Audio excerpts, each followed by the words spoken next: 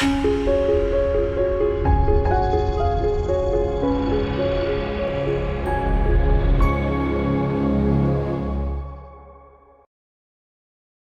you know deep inside you have another light, someone to depend on.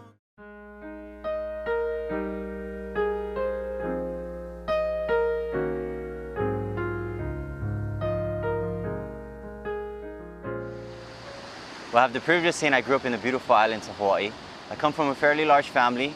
I'm actually one of 10 children, but my dad got married twice. From my dad's first wife, I have one brother and 5 sisters. From my mom, there's 4 of us. I have an older brother and a younger brother and sister. But my dad and mom, they divorced when I was at a very young age, right before I started school. And my dad got custody of the 2 oldest, which is my older brother and myself. And my mom had custody of the 2 youngest, which is my younger brother and sister. My dad never got married again, and so most of my life I grew up in a single-parent home. I guess you could say I grew up the stereotypical boy from Hawaii in the ocean. Growing up, we would be in the water from when the sun came up all the way until the sun went down, only coming out just to get a bite to eat and go right back out again. It was hard to get me out of the water when I was growing up. I still love it today. When I'm back home, I try to get into water as much as I can, or if I'm ever near an ocean. It's just one of those things you grew up with.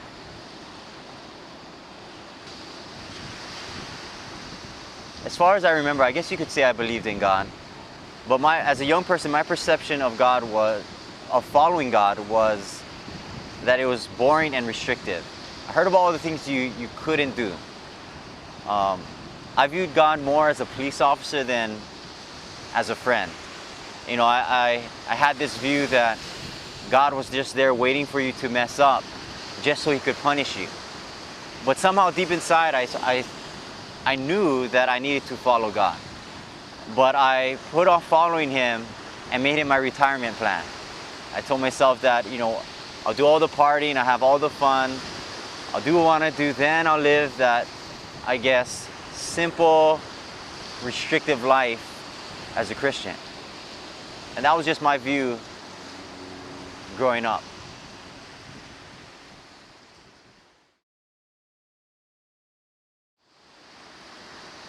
From my childhood to my young adult years, I struggled with identity and purpose. Honestly, I wouldn't say that I knew I was struggling with those things when I was growing up, but it came very clear to me a few years ago that I didn't even know who Keoki was. Somehow life to me became just an act and a show.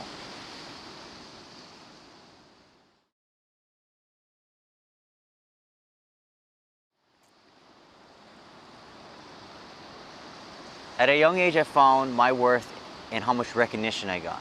The more recognition I got, the more I was worth.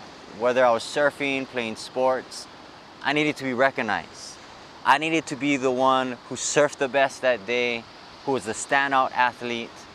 It didn't matter if I knew that I was good at what I was doing. If what I did didn't cause someone to come up and tell me, then it wasn't good enough. I was consumed by this idea that was where my worth was, is that I could stand out above the crowd and that people would see me above average.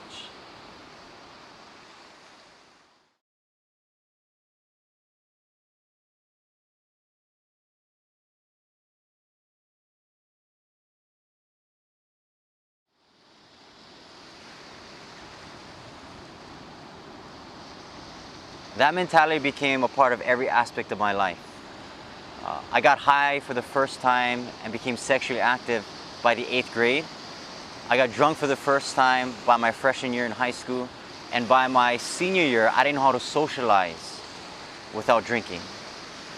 Now I had to be not only the best at sports or other things, now I had to be known as the person that slept with the most women or most girls, and had to be the most out-of-control partier. Every aspect of my life was being consumed by this idea that I had to be above average in anything I do. I needed the recognition. I needed to look good in the world's eyes. A year after I graduated from high school, I joined the Marine Corps. I did a total of 5 years. I did 4 consecutive years, and I was recalled for my 5th year. I was stationed in North Carolina and California, and I did 3 tours to Iraq within those 5 years. When I got out of the Marine Corps, I felt I missed out on a lot of years of partying. And so my whole goal when I got out was that I was going to make up for those years that I was gone. You know, I turned 21 when I was overseas. And so I wanted to come back and make up for those years that I was absent from Hawaii. And so it was when I got back home that mentality I had for women and partying got out of control.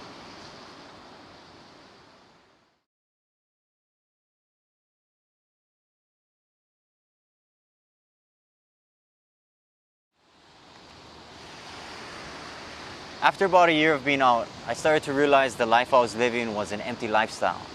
And it kind of didn't make sense to me because I had my family, I had my friends, there were the women, but I felt I was becoming more and more empty and lonely inside. But I didn't know what to do. I felt trapped because the majority of my life I was investing in that type of lifestyle. And now I started to realize every time I was going out, all it was a show. Smiling, laughing, and all those type of things just became an act to me. It was empty. I really didn't know where to go after that. But I continued to put on that front in front of my family, in front of my friends. I just kept acting like life was okay for me. In fact, people even looked at me and thought that I was having the time of my life. But behind all those smiles, I was empty. I was alone.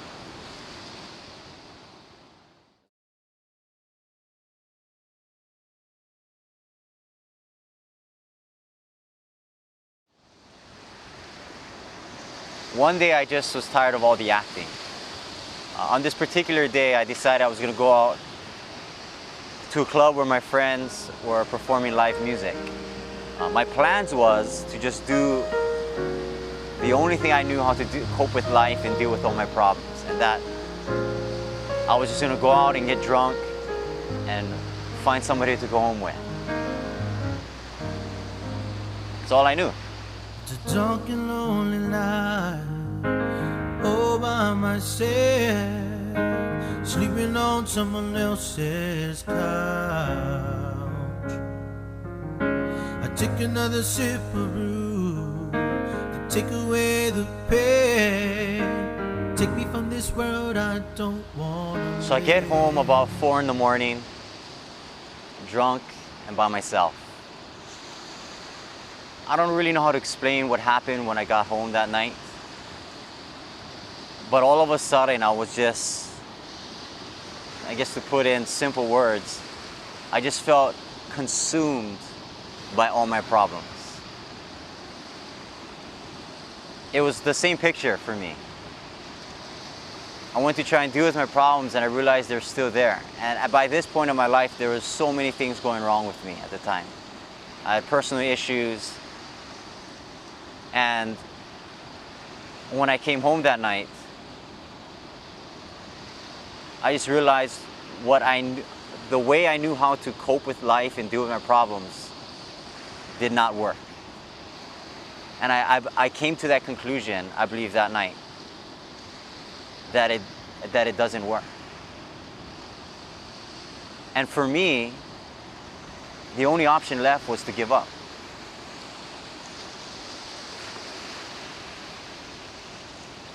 And for me that morning,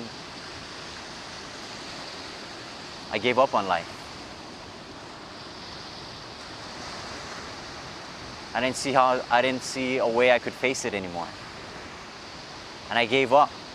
And I remember in tears that night, I cursed myself, calling myself all kinds of things and blaming myself that I was the reason, the cause for all my problems. And I did that until I finally fell asleep that night. For me, that was it. You know deep inside, you have another light, someone to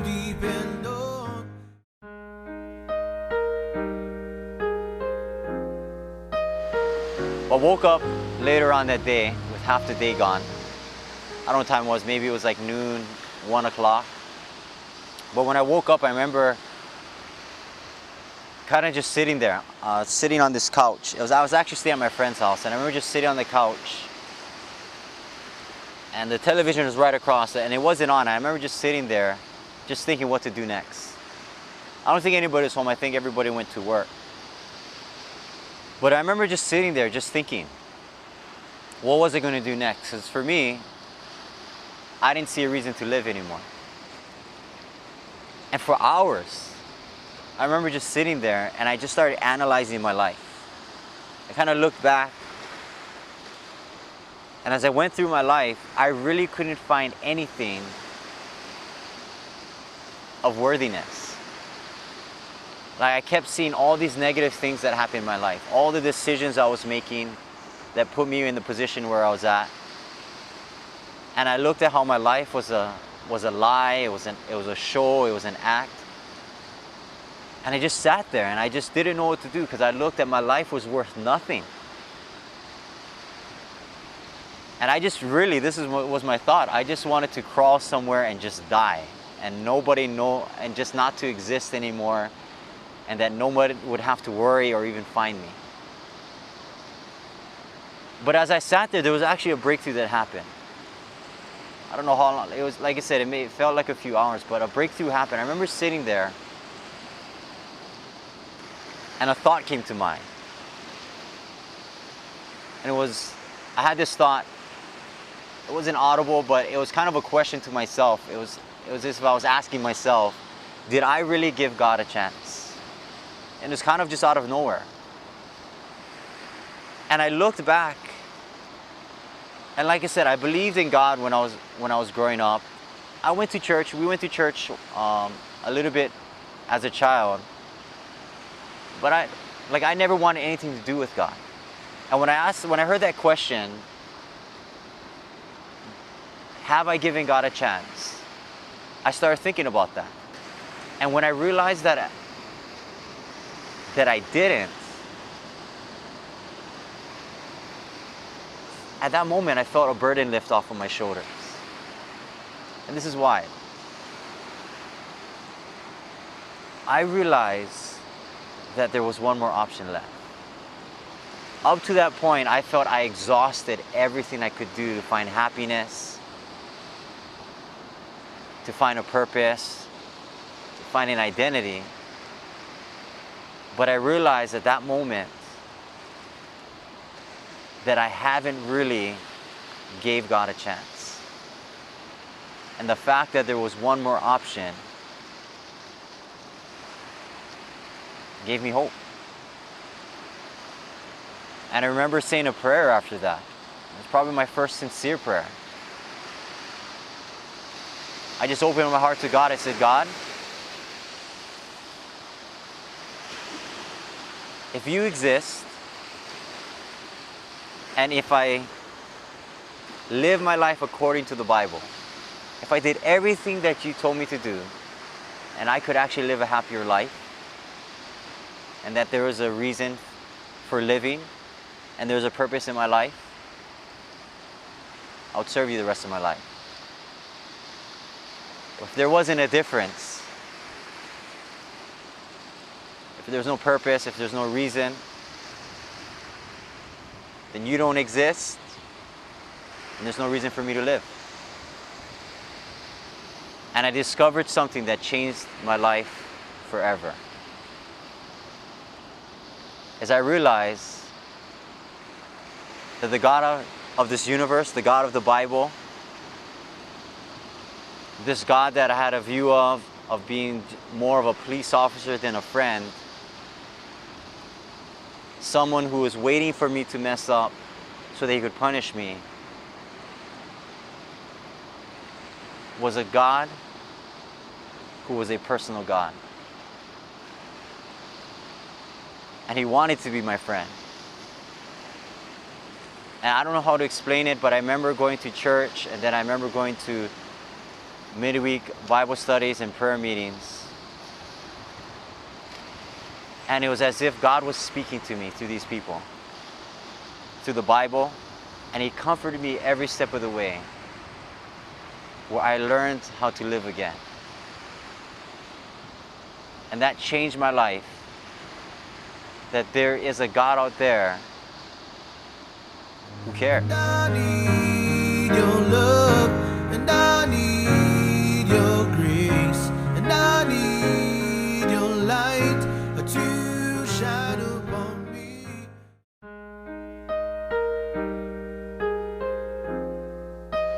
Life hasn't been easier, in a sense.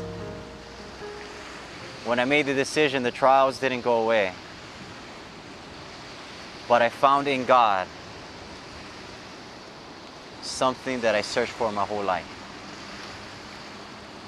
That was an identity and a purpose and a reason for life. Nothing outside of following the Lord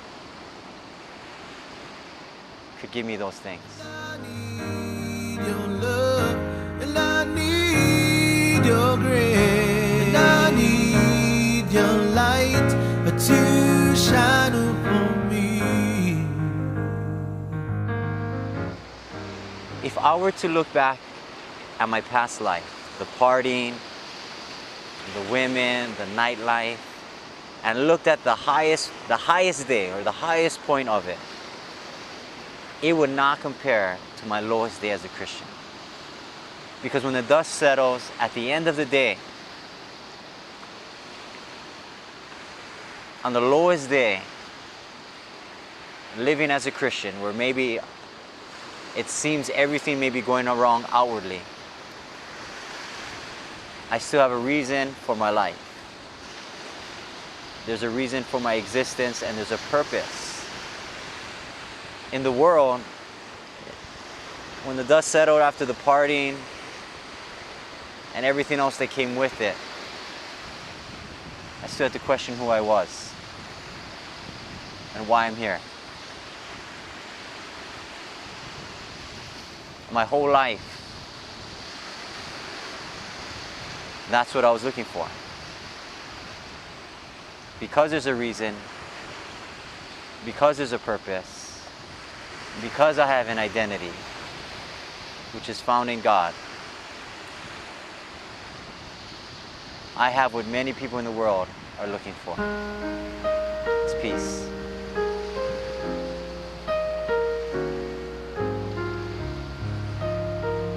Can't find it anywhere else.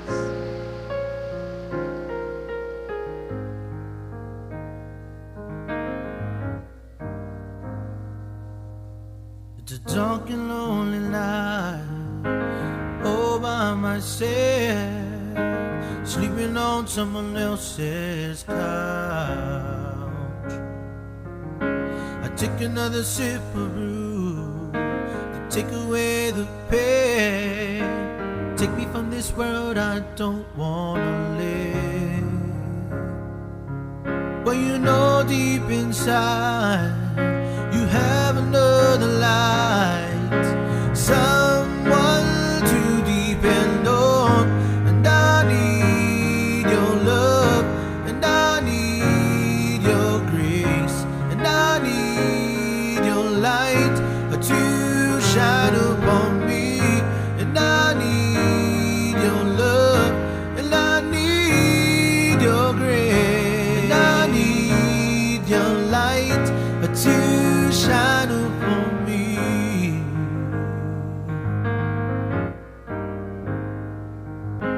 Sitting on the pews, me and my friend, don't know where this is gonna lead. So we open up our hearts and open up our minds, and out came a voice calling